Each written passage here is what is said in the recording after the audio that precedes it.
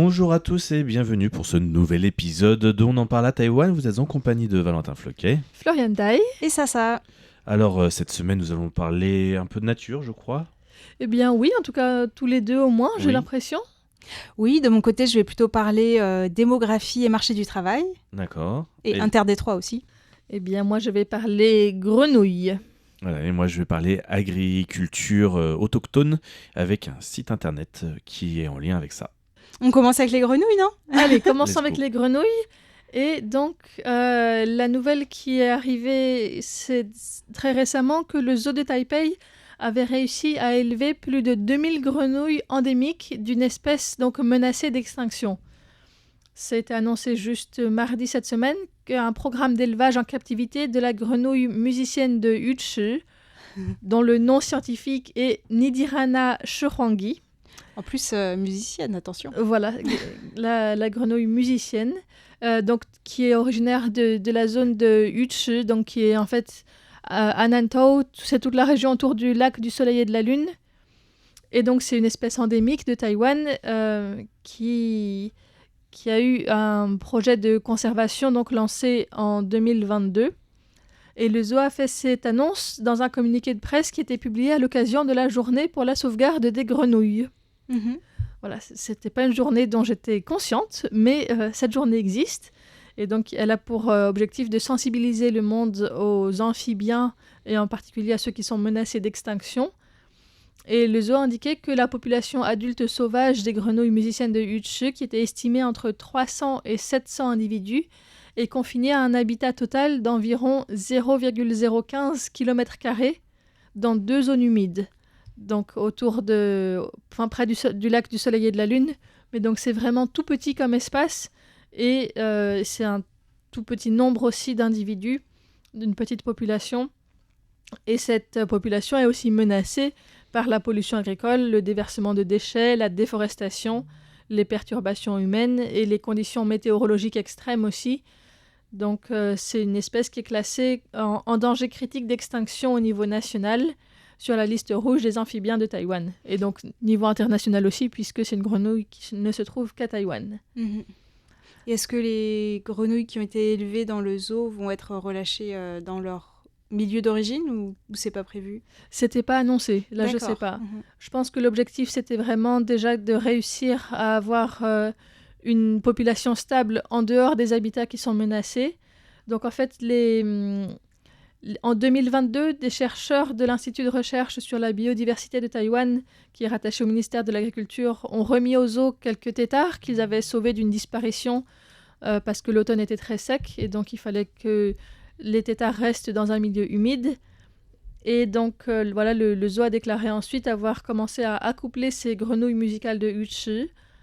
Et en 2023, ils ont dit qu'ils avaient réussi à avoir une population qui commence à se stabiliser, donc en dehors de ces habitats menacés. Et le zoo explique aussi que c'est un comportement reproductif qui est assez unique à cette espèce de grenouille, puisque les mâles creusent des nids de boue en forme de pot avec une ouverture d'environ 1 à 2 cm de diamètre et une largeur intérieure d'environ 4 cm. Et ensuite, l'eau s'accumule dans ces nids. Et les crapauds chantent, y attirent les femelles qui viennent s'accoupler et pondre leurs œufs, qui sont pondus en grappes au bord de l'eau, dans les nids creusés donc par les mâles, à raison d'environ 100 œufs par nid. Et ce sont les seules grenouilles de Taïwan à creuser un nid, et c'est ce comportement qui leur vaut la classification de Nidirana, donc c'est son nom scientifique, donc de grenouille qui niche, Nidirana. Rana, pardon. C'est intéressant ça. Mais je ne savais pas du tout non plus. Mhm. Ouais.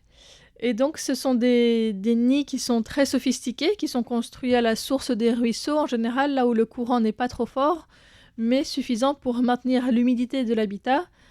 Dans un sol généralement très argileux.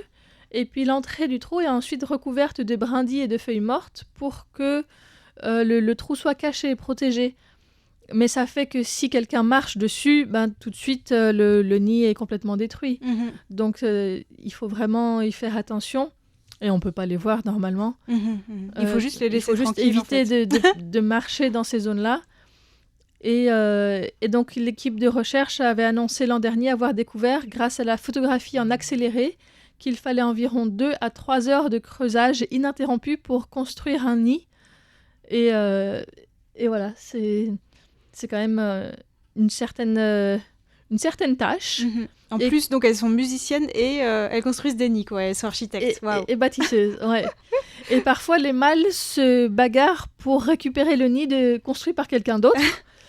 Et donc là, il y en avait ils ont dit que certaines bagarres se terminent en quelques minutes et la plus longue a duré 6 heures. Waouh. Le temps qu'il aurait fallu pour construire 2 nids soi-même. Mais bon. Et donc, le zoo de Taipei a dit que pour favoriser la reproduction en captivité, ils ont préparé un sol humide qui soit à la fois meuble et adhérent et une certaine végétation pour essayer de reproduire un habitat à plusieurs niveaux avec de l'eau aussi, un système de brumisation qui maintienne la bonne humidité dans cet espace en captivité, donc, quand même. Et il disait que donc, dans cet environnement aussi bien dissimulé en captivité, les grenouilles mâles semblaient moins enclines à fournir des efforts supplémentaires pour rétrécir les ouvertures des nids debout. Et donc, ça fait que les nids avaient une entrée plus large, étaient plus exposés, peut-être parce qu'elles se sentaient moins en danger que dans la nature. Et ça restait assez difficile de faire éclore les œufs et les têtards. Voilà, le taux de grenouilles qui arrivent à maturité reste assez faible, mais apparemment les grenouilles musicales du zoo ont quand même montré, je cite, une forte volonté de s'accoupler et de pondre des œufs, sous la garde des spécialistes. Et donc, jusqu'à maintenant, ils ont réussi à avoir au moins 2000 grenouilles. Donc, ça fait vraiment qu'il y a un espoir de maintenir cette espèce en vie sur du plus long terme, et effectivement, probablement d'en réintroduire. Et en fait, c'est une espèce qui était initialement considérée comme des grenouilles des chutes de Kampira, donc une espèce menacée, endémique des îles Ryukyu, donc assez proches de Taïwan, mais qui sont maintenant rattachées au Japon. Et c'est Lin Se-min, du département des sciences de la vie de l'université normale de Taïwan, qui a expliqué que les caractéristiques uniques de cette grenouille avaient d'abord été observées dans les années 80 par le professeur Chen Shi-huang, qui avait constaté que la grenouille taïwanaise était plus petite que celle d'Okinawa, mais par manque d'outils d'identification précis, ils n'ont pas pu classer définitivement cette grenouille dans une espèce différente. Mais il avait quand même conservé quelques spécimens il y a 40 ans, qui à l'époque étaient nommés grenouilles de poulie, et qui ont été utilisés pour présenter cette espèce l'an dernier et vraiment l'enregistrer en tant qu'espèce à part entière. Parce qu'ils ont réussi à avoir des analyses moléculaires, morphologiques et acoustiques publiées par des chercheurs taïwanais en février 2025, qui ont montré que les grenouilles constituent vraiment une espèce nouvellement identifiée, qui est unique à Taïwan. Et donc la grenouille taïwanaise, qui est plus petite et plus fine que sa cousine, produit notamment des croassements plus rapides, comportant davantage de syllabes, et dont la fréquence fondamentale est plus élevée que sa voisine. Donc c'est-à-dire les croassements sont plus aigus.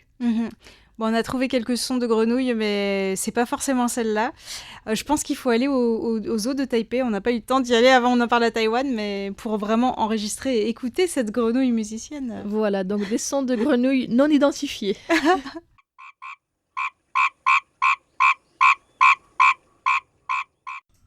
Oui, donc Floriane, d'ici la semaine prochaine, tu iras au zoo de Taipei nous faire un enregistrement plus pertinent, non? C'est ça? C'était pas au programme, mais on peut y réfléchir. Après, j'avais fait 2-3 recherches. Ça existe aussi sur YouTube, des enregistrements justement partagés par le zoo de Taipei de cette fameuse grenouille. D'accord. Bah, ça peut être l'occasion pour nos auditeurs d'aller sur le site du zoo de Taipei pour surfer un petit peu, voir quelles espèces il y a. Voilà, ou directement peut-être sur notre site, sur l'article de l'émission, avec le lien YouTube dessus. Ça va être aussi super. possible. Ce que je voulais dire, je voulais revenir aussi sur l'histoire des bagarres. Oui. Vous avez déjà vu une bagarre de grenouille? Non. Vous savez pourquoi ça peut durer 6 heures? Non. Parce qu'ils se tournent beaucoup autour, j'ai l'impression. C'est même pas ça, ils se regardent pendant 10 minutes comme ça, sans bouger. Puis là, il y a un mouvement d'un, puis après l'autre, puis ça peut durer très longtemps juste parce que c'est un battle de regard, comme on pourrait le dire. C'est du style baisse les yeux. Ouais, vas-y.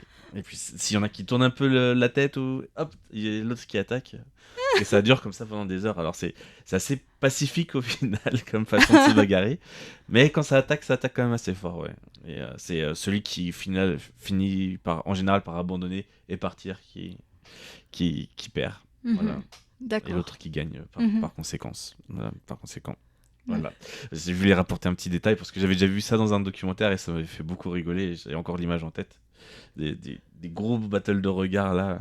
En plus, vous savez comment c'est fait dans les documentaires pour bien mettre en scène tout ça. Avec la musique, la suspense, qui va lâcher le premier. L'ambiance sonore et tout. Et puis la voix bien posée derrière pour te dire ils se regardent. Comme ça, vous imaginez bien la mise en scène qui est assez amusante. Et donc c'est aussi quelque chose que vous pourrez aller chercher si vous avez du temps et de la curiosité pour les batailles de grenouilles, de crapauds. Voilà, c'était pas forcément un programme non plus, mais pourquoi pas. Voilà, observez les batailles de grenouilles. Ok. Eh bien, on va passer à un autre sujet, si vous voulez, en posant une question qui est peut-être un peu étonnante. C'est Taïwan va-t-il être à court de Taïwanais ? C'est une question qui est posée par Michael Turton. Donc, j'en avais déjà parlé de ce chroniqueur la semaine dernière, un chroniqueur américain qui habite à Taïwan, à Taichung plus précisément. Très, très, très actif sur Twitter. D'accord. En tout cas, il est là depuis 35 ans. Il connaît pas mal Taïwan. Et il publie de temps en temps des chroniques dans le Taipei Times. Et dans cet article, il parle de démographie, mais il fait aussi un lien avec d'autres secteurs, notamment le marché du travail, l'immobilier, etc. J'en parlerai un petit peu à la fin. Mais commençons par la démographie. Je ne vais pas entrer trop dans les détails parce qu'on en parle déjà pas mal sur RTI, mais Michael Turton, en tout cas, est parti du fait qu'au mois de février dernier, il y avait à peine 6500 nouvelles naissances sur une population de 23 millions de Taïwanais. Et ce chiffre représente une baisse de 3800 naissances par rapport au même mois de l'année dernière, quoi. Donc vraiment, c'est une chute assez vertigineuse. Ça fait plus de 2 ans que le nombre de décès dépasse celui des naissances chaque mois à Taïwan. Le taux de fécondité est parmi les plus bas du monde, avec environ 0,8 enfants par femme. Et ça laisse présager qu'en 2026, peut-être que le nombre de naissances pourrait passer sous la barre des 100 000. En 2025, c'était 108 000 naissances à peu près. Et donc tout cela comme ça fait déjà assez longtemps qu'il y a une chute de la natalité, a des conséquences sur le marché du travail à Taïwan.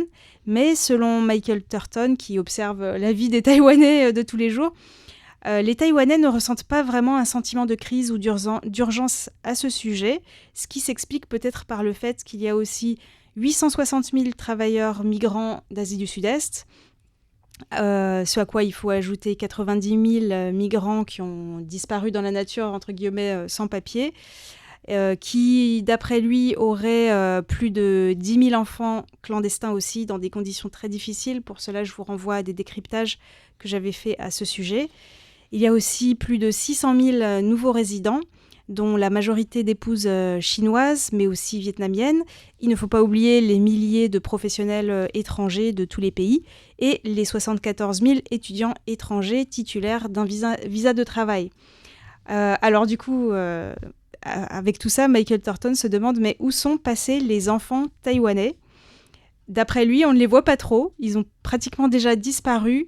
Déjà, il y a ceux qui ne naissent pas. Mais pour ceux qui voient le monde, eh bien, ils sont soit à l'école, soit au cours du soir, soit ils restent chez eux à jouer sur les écrans. Bon, c'est peut-être un peu exagéré, mais bon, je trouve que voilà, il a une remarque qui est à méditer, c'est-à-dire que nous ne remarquons pas l'absence des enfants parce qu'on n'avait jamais constaté leur présence. Ça m'a fait un petit peu rigoler. Oui, je pourrais donner 2-3 commentaires. J'attends le dénouement de l'histoire, en tout cas de la conclusion de. D'accord. Mais bon, étant papa après, ça va bifurquer sur un autre sujet, mais bon. Okay. En tout cas, le nombre total d'habitants à Taïwan dépasse probablement d'un bon million les chiffres officiels. Parce que quand on dit qu'il y a environ 23 millions de Taïwanais, on parle des Taïwanais qui ont la nationalité taïwanaise et on ne compte pas les étrangers, qui sont donc quand même au moins 1 million sur 23 millions. Enfin voilà, donc c'est assez énorme. Est-ce qu'on compte aussi les Taïwanais qui seraient à l'étranger ? Non, je crois pas qu'ils sont comptés dans ce chiffre. Donc il y a peut-être aussi dans ces 23 millions une partie qui n'habite pas à Taïwan. Tout à fait. Si on compte les étrangers là, il faut prendre la contrepartie aussi des Taïwanais absents. Tout à fait. Mais bon, le ratio des étrangers reste quand même assez élevé. Ouais. Parce que les Taïwanais à l'étranger, je ne sais pas exactement combien il y en a, mais il doit y en avoir 2 millions peut-être, en comptant ceux qui sont en Chine et aux États-Unis, qui sont pas mal nombreux. Voilà quoi. Alors, en tout cas, d'après Michael Thornton, cette tendance se poursuivra à mesure que Taïwan intensifiera son recrutement de travailleurs migrants. Donc après l'Asie du Sud-Est, le gouvernement s'apprête à autoriser des travailleurs migrants indiens. Et donc Michael Thornton, qui a le sens de la formule, précise donc que les Taïwanais permanents sont de plus en plus remplacés par des étrangers temporaires. Temporaires, pourquoi ? Parce qu'en fait, il n'y a pas de politique vraiment de regroupement familial à Taïwan pour les travailleurs migrants. Ce qui peut être le cas par exemple pour les travailleurs hautement qualifiés, mais pas pour les travailleurs migrants. Et même s'il y a eu des assouplissements pour qu'ils puissent rester plus longtemps que ce qui était prévu au départ ces dernières années, c'est quand même pas si facile que ça. Ça reste souvent avec une date limite et au bout de peut-être 10 ans, 15 ans, 20 ans, c'est retourne dans ton pays, tu ne passeras pas ta retraite ici. Voilà. Donc ce qu'il dit, c'est que en fait, pour l'instant, on ressent encore assez peu la pénurie de main-d'œuvre, mais quand même, elle existe. Par exemple, sur l'île de Matsu, au large des côtes chinoises, les jeunes travailleurs sont extrêmement difficiles à trouver, surtout les jeunes en tout cas, même quand on leur propose des salaires élevés. Et encore, Matsu peut attirer quand même des travailleurs grâce à son potentiel touristique, alors que c'est encore plus difficile pour les petites bourgades du centre et du sud de Taïwan. Alors, Michael Thornton rappelle qu'au début des années 90, le parti Kuomintang a proposé de faire venir des travailleurs chinois pour résoudre les problèmes de main-d'œuvre et que cette idée a été mise de côté, mais elle refait surface de temps à autre. Par exemple, des députés du KMT ont proposé de transformer les îles proches de la côte chinoise, comme Dinmen par exemple, en sorte de zone franche avec la Chine. Et rappelons aussi que pendant ces 2 mandats, le président Ma Ying-jeou, entre 2008 et 2016, avait proposé, par exemple, que Taïwan reconnaisse les diplômes chinois, ce qui aurait permis aux jeunes Chinois de venir sur le marché du travail à Taïwan.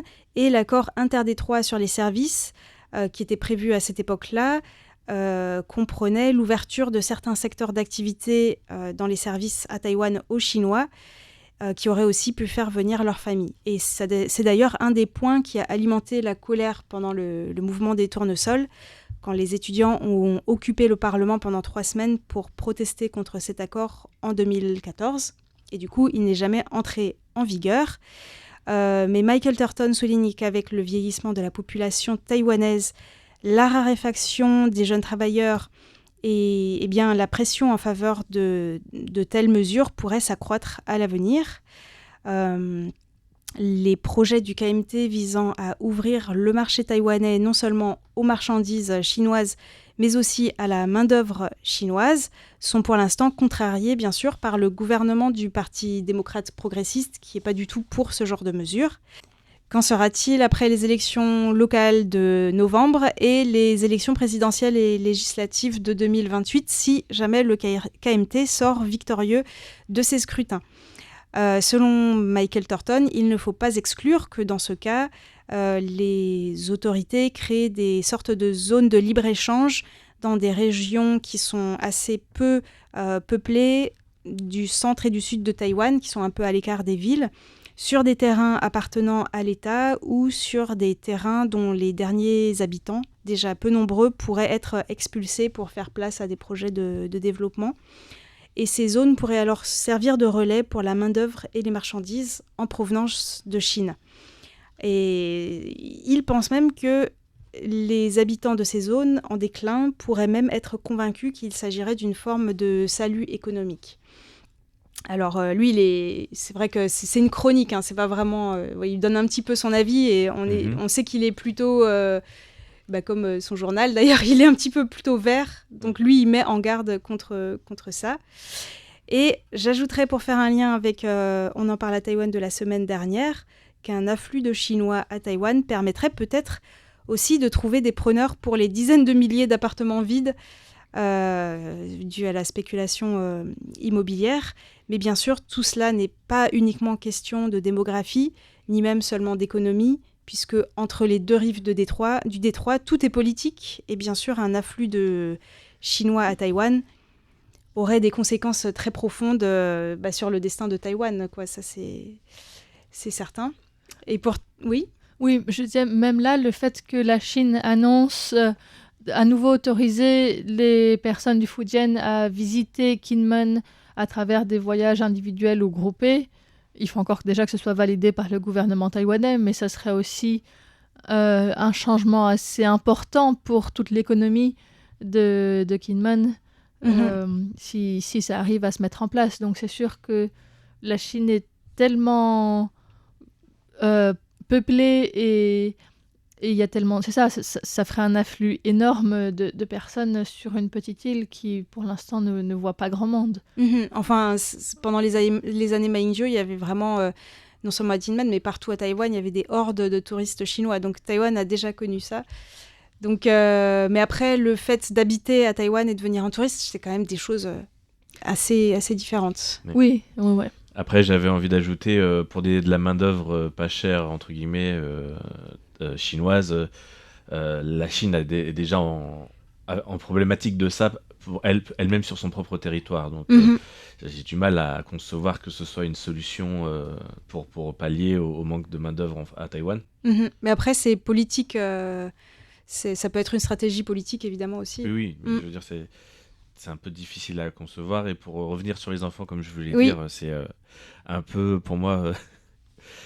moi, je les vois beaucoup dans les parcs. Et je pense qu'il y a quand même un effet. Pourquoi les Taïwanais ne le ressentent pas, c'est que tout le monde va au parc en même temps. Il y a des moments dans la journée où il y a vraiment personne. Mais tout le monde va au parc en même temps. Et puis il y a aussi ce phénomène de rupture de place dans les écoles avant le primaire, qui donne aussi cette sensation qu'au final, non, il n'y a pas si peu d'enfants que ça, quoi. Donc il y a deux effets comme ça, un politique et l'autre un peu social, qui font que la sensation auprès des Taïwanais, si on leur demande en tant qu'opinion, qu'il n'y a pas une vraie baisse démographique. Voilà. C'est au niveau des sensations, bien sûr. En tout cas, je voulais juste parler de ce sujet qui a l'air un petit peu irréaliste à ce stade, mais peut-être que c'est un des enjeux un peu cachés des élections présidentielles et législatives de 2028. Donc à suivre. Oui, à suivre. Et on va peut-être passer cette fois-ci un petit peu à un autre problème de société taïwanaise et plutôt culturelle cette fois-ci, qui est celui en fait du savoir-faire des peuples autochtones et de l'utilisation des plantes taïwanaises à travers leur savoir. On connaît pas mal de choses qui sont utilisées dans la cuisine taïwanaise inspirée de Chine, qui utilise au final quand même des plantes endémiques, ou en tout cas taïwanaises générales. On peut penser par exemple à toutes les formes de fougères ou ce genre de choses. Et récemment, on a fait un article sur Facebook concernant les pois d'Angole dans la nourriture autochtone. Tout ça pour dire en fait que voilà, il y a un travail actuellement pour faire survivre et revivre aussi des savoir-faire en termes d'utilisation agricole à Taïwan. Et dans ce cadre, en fait, le musée ouvert de Taïwan vient de lancer une encyclopédie accessible à tous qui s'appelle La sagesse de la récolte. En anglais, Harvest Wisdom, c'est le titre officiel anglophone de ce site internet, qui se présente en fait comme permettant de pouvoir parler de plantes, de culture, allant jusqu'au mode de nutrition. Les modes agricoles traditionnels des peuples autochtones de Taïwan donc s'adaptent à la nature et renferment la profonde sagesse de ces communautés et relie diverses relations. Non seulement il contribue à la préservation de l'environnement écologique local, mais il favorise également le développement de la biodiversité. Et donc dans ce contexte où la préservation du patrimoine agricole et culturel devient un enjeu majeur, notamment aussi pour des questions d'autosuffisance, Taïwan multiplie les initiatives de numérisation et de mise en réseau de ses savoirs, notamment pour aussi influencer culturellement les Taïwanais à utiliser plus de ressources locales. Depuis 2022, donc, les stations d'amélioration agricole de Hualien, de Taidong et de Kaohsiung jouent un rôle central dans la collecte et la valorisation des connaissances agricoles traditionnelles venant des communautés autochtones, en menant donc des enquêtes de terrain et en constituant des archives numériques structurées. Et donc c'est à partir de ces archives qu'a été monté ce site internet, et ces efforts s'inscrivent aussi dans une dynamique plus large visant à rendre ces savoirs accessibles et interconnectés, notamment à travers la création de plateformes numériques à travers donc ce musée ouvert et les collections issues d'institutions publiques et de collectionneurs privés sont aussi désormais réunies dans cet espace commun. Cette approche favorise la circulation des données, leur enrichissement mutuel et la construction de récits pluriels autour des cultures locales. Est-ce que c'est uniquement en mandarin ou il y a aussi une version en anglais ou... Pour l'instant, c'est en mandarin seulement. Et il y a le titre seulement en anglais, donc à voir si... Espérons que plus tard, il y aura aussi une version en anglais. C'est toujours ma petite critique quand j'entends Taïwan vouloir faire être bilingue en 2030, qui crée de nouvelles plateformes et que c'est que en mandarin. Je fais, ils ont raté quelque chose pour moi. Et donc, également, participant, il y a le Centre de culture numérique de l'Académie Sinica, qui s'inscrit dans cette stratégie en développant des outils de curation permettant de concevoir des expositions en ligne combinant différentes ressources. Ces dispositifs offrent une lecture élargie des patrimoines en croisant archives scientifiques, collections muséales et contributions privées. Et donc, pour entrer plus dans le détail de ce site, je le trouve assez simple, mais plutôt bien fait, composé de 4 onglets. Un onglet de recherche des traditions culinaires par village, avec une liste de 41 villages autochtones, dont beaucoup ont leur nom en mandarin et en langue autochtone inscrite. Il y a un petit peu d'anglais quand même. Le deuxième onglet est également un outil de recherche, mais cette fois, il est divisé entre 2 catégories, celle des connaissances dans le travail de la terre et l'autre étant une carte permettant de localiser chaque savoir-faire. Et enfin, dans le troisième onglet, on retrouve des articles plus ou moins longs pour parler d'histoires liées aux produits ou aux techniques de production. Et puis, bien sûr, il y a un onglet un peu moins utile qui sert juste à présenter en fait, le travail du site et de cette plateforme de partage de savoir. Il y a aussi sur la page principale d'accueil 5 boutons qui mènent vers des laboratoires ou fermes expérimentales et progressistes, notamment celle dont j'ai parlé tout à l'heure, à Hualien, à Taidong et à Kaohsiung, mais aussi un laboratoire des techniques agricoles Punong et le Bureau de protection de l'environnement et des forêts de Taichung qui participent donc tous à ce programme. Voilà, donc si vous voulez en savoir plus, on vous mettra aussi le lien sur l'article de la radio. Un beau projet et accessible à tous en ligne alors. Tout à fait. À tous ceux qui comprennent ou qui ont un traducteur efficace de chinois. Exactement. Parce que ça marche aussi. Mais ça permet, en tout cas des cartes, etc., qui peuvent quand même, sans connaître le mandarin, peuvent au moins aider à voir un peu le travail et le nom peut-être des différentes choses agricoles sur le site. Voilà. On mettra le lien, bien sûr. Eh ben, merci pour ces partages et puis je vous dis à la semaine prochaine. À bientôt. Au revoir.